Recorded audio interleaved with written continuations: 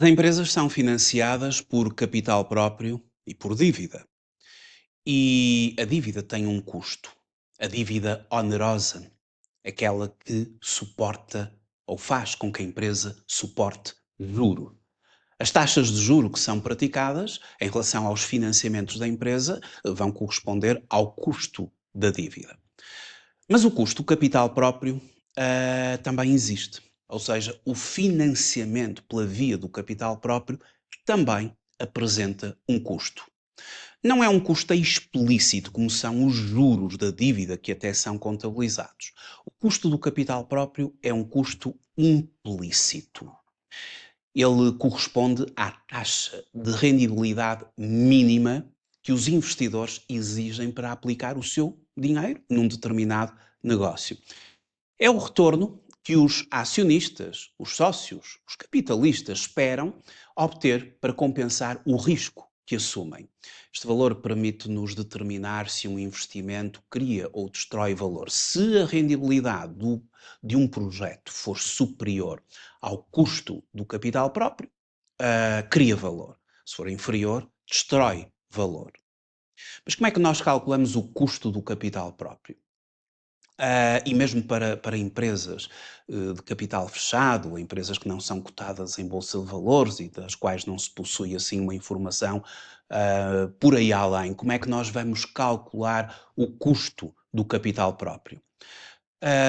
Através de um modelo, que é o modelo CAPM. O modelo CAPM, iniciais Capital Asset Pricing Model, este modelo estabelece que os investidores devem ser remunerados pelo valor temporal do dinheiro e pelo risco que assumem. E o CAPM, na sua fórmula mais simples, nós precisamos de três componentes para, através do modelo CAPM, calcularmos o custo do capital próprio. A primeira componente é a chamada taxa de juros sem risco. Eu vou identificá-la como RF. A taxa isenta de risco, ou seja, corresponde ao retorno de um investimento sem risco de incumprimento. Tipicamente utilizamos a taxa das obrigações de tesouro a 10 anos. Digamos que é o ponto de partida. Nenhum investidor aceitará menos do que isto para assumir o risco. A segunda componente é o beta.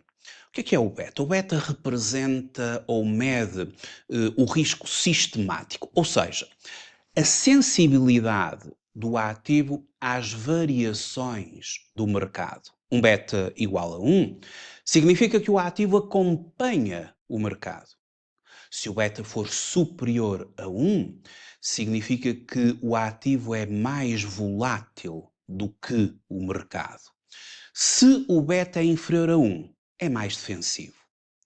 Distinguimos ainda entre o denominado beta desalavancado, que capta apenas o risco operacional do setor, e o beta alavancado, que incorpora também o risco financeiro decorrente do financiamento da empresa. Terceira componente é o chamado Equity Risk Premium. Eu vou denominá-lo por ERP. E representa o retorno adicional que os investidores exigem para investir em ações em vez de ativos sem risco. E isto varia de país para país, sendo que podemos recorrer aos dados que nos são proporcionados pelo professor da Modern, através do seu site, que é, sem dúvida, uma referência internacional. Quando multiplicarmos o beta pelo Equity Risk Premium e somarmos a taxa sem risco, então obtemos custo do capital próprio da empresa. Vamos ver um exemplo, mas antes desse exemplo vamos nos munir de ferramentas. Ou seja, vamos até ao site do professor da Modern e através dele, em dados, data, Temos aqui os current data, ou seja, os mais atualizados, e se quisermos fazer estudos de anos anteriores, temos aqui os archived data, mas mais atualizados, os current data. E para corporate governance, para finanças empresariais, temos aqui os dados mais atualizados, eu vou precisar nomeadamente do Risk Premium for Other Markets, ou seja, aqui para a Europa, ele tem aqui já atualizado a janeiro do presente ano.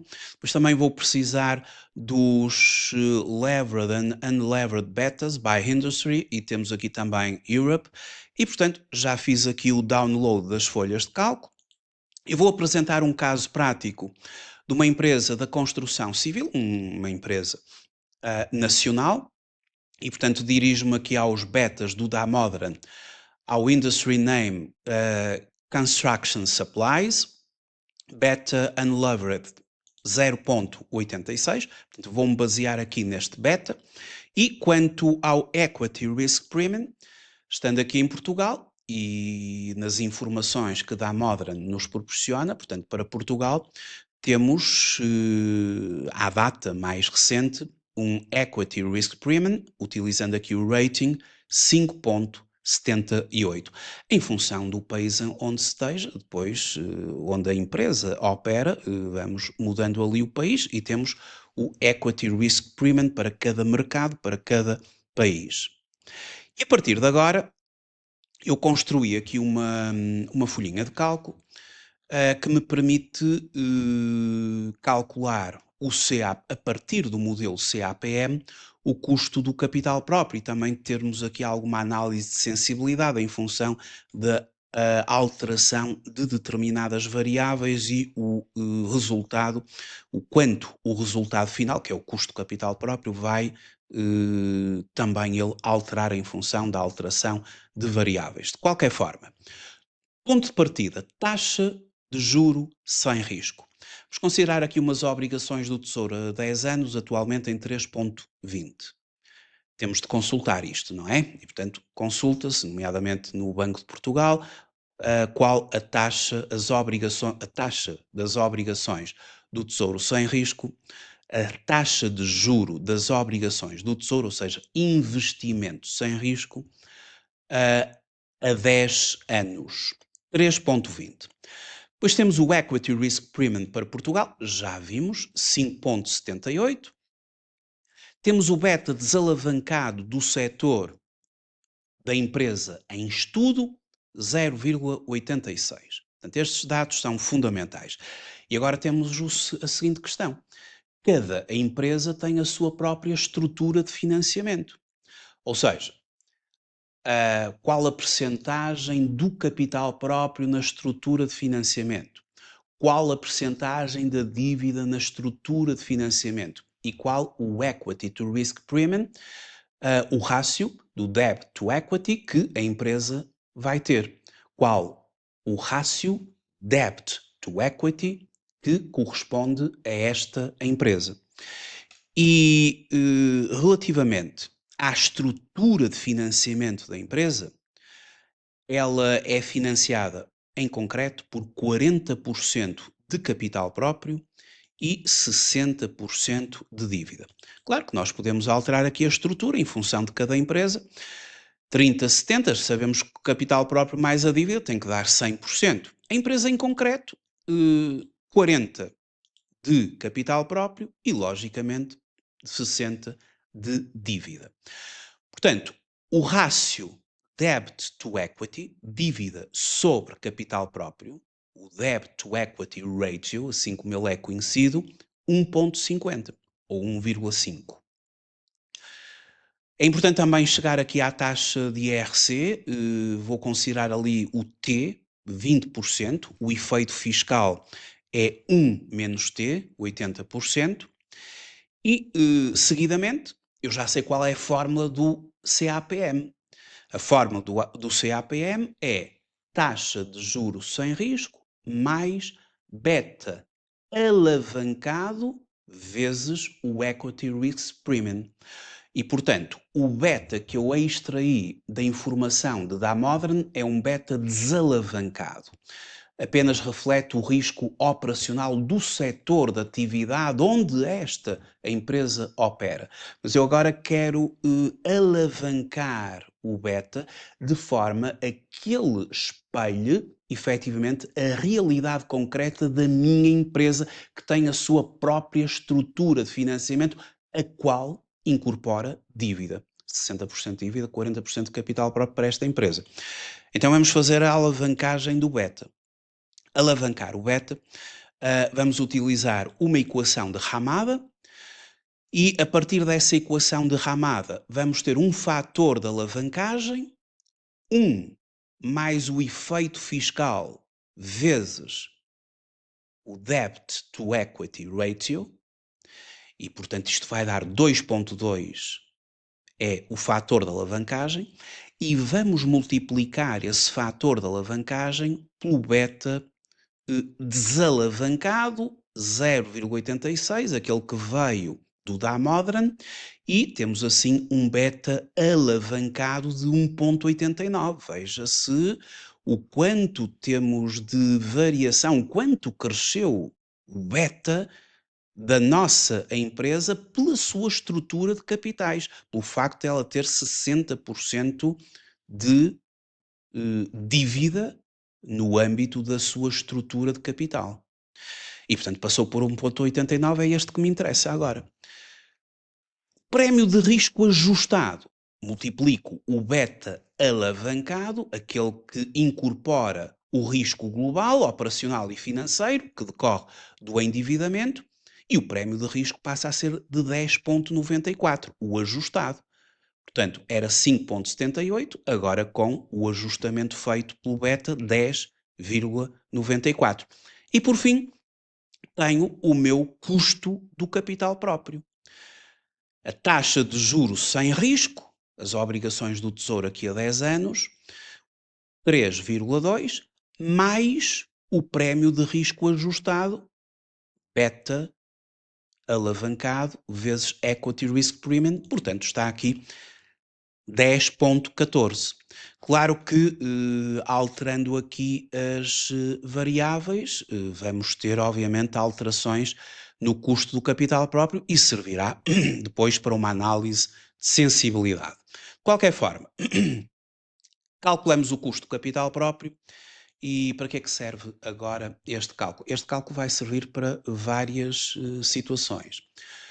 Uma delas é, se eu tenho o custo do capital próprio e se também tenho o custo da dívida e tenho os pesos do financiamento, eu calculo o meu WACC, o custo médio ponderado do capital. E o WACC vai-me ser útil, nomeadamente, para o cálculo ou a atualização dos fluxos de caixa projetados no âmbito do discounted cash flow para avaliação de empresas. Vai-me ser útil, por exemplo, para também fazer atualização de fluxos de caixa projetados e atualizá-los ao momento presente em projetos de investimento. Mas atenção, não se utiliza o WACC que foi calculado para a empresa como um todo em relação a um projeto de investimento dessa mesma empresa, porque o projeto de investimento pode ter uma estrutura de capitais diferente. E imagine-se, por exemplo, que o projeto de investimento, em vez de recorrer a 60% de dívida e 40% de capital próprio, recorre apenas a 30% de dívida e 70% de capital próprio. Já é diferente. E, portanto, nós temos de calcular um custo médio ponderado para a empresa como um todo, aí vai servir efetivamente para a avaliação da empresa, mas depois, se tivermos um projeto de investimento, temos que calcular o WACC desse mesmo projeto de investimento. Já agora, se um projeto de investimento for financiado só por capital próprio, a taxa de desconto dos fluxos de caixa projetados é o custo do capital próprio. Mas especificamente, esse custo, sendo apenas o financiamento por via de capital próprio, utilizamos sim o custo do capital próprio como a taxa de desconto para trazer ao momento presente os fluxos de caixa que vamos projetar para esse projeto. Muito obrigado por ter visualizado este vídeo e até ao próximo, onde vamos calcular o WACC.